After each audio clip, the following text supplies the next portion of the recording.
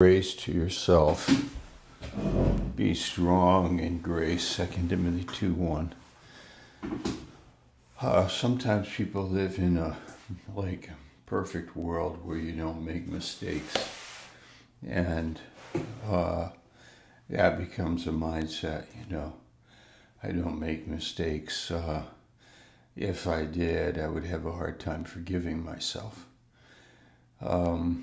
That's, let's say, maybe in the medical field, I don't know, business world, high level management, those kind of things.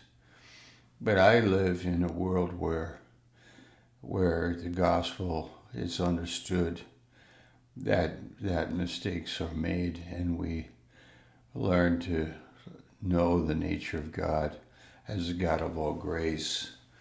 And he's very forgiving. It doesn't mean I don't have focused conviction of things that I will not tolerate in my heart, in my life. I want to read one of them from chapter Proverbs 23:29. Who has woe? Who has sorrow? Who has contentions? Who has babbling? Who has wounds without cause? Who has redness of eyes? 1, 2, 3, 4, 5, 6 descriptions, 6 questions that define the man that is drinking. And he drinks, and his guard is let down, and he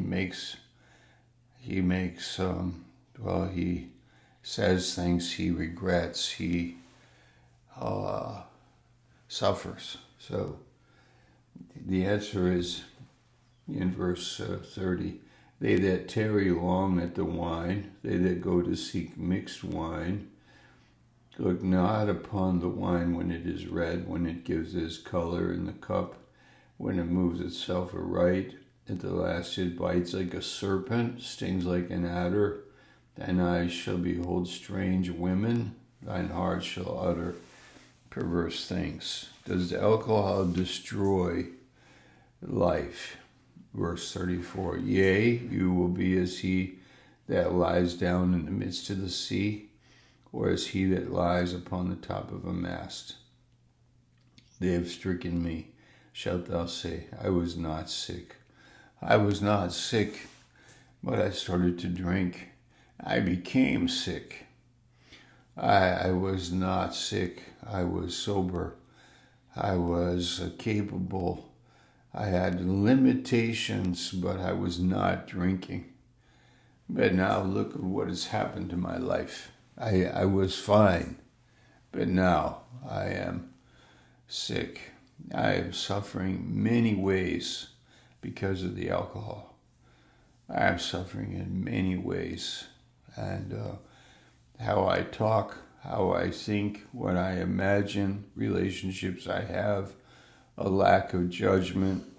I recently mentioned an NFL football quarterback, promising guy, drunk, walking down the highway in Florida, and was hit by a truck and run over by a car and killed.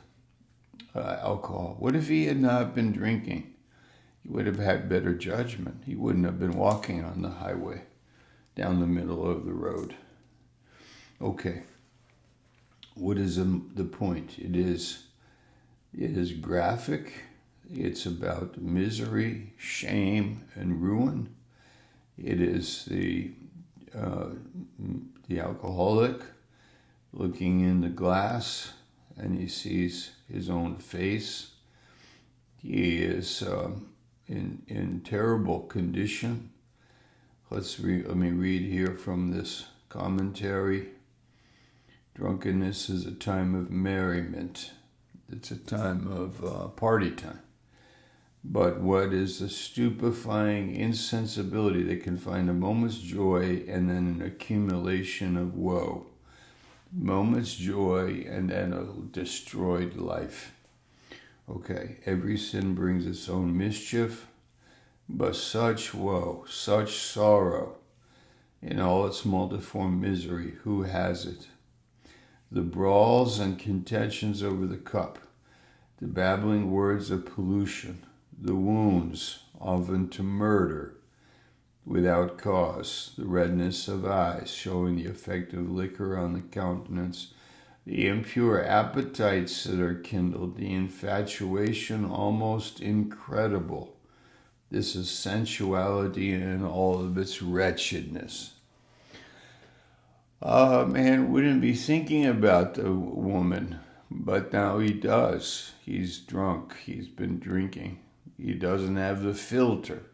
He doesn't have the decision making. He doesn't have the power. He can't make a decision. He's now being seduced. Now he has trouble. Tremendous lack of judgment. He cannot drive a car. Doesn't know how to have a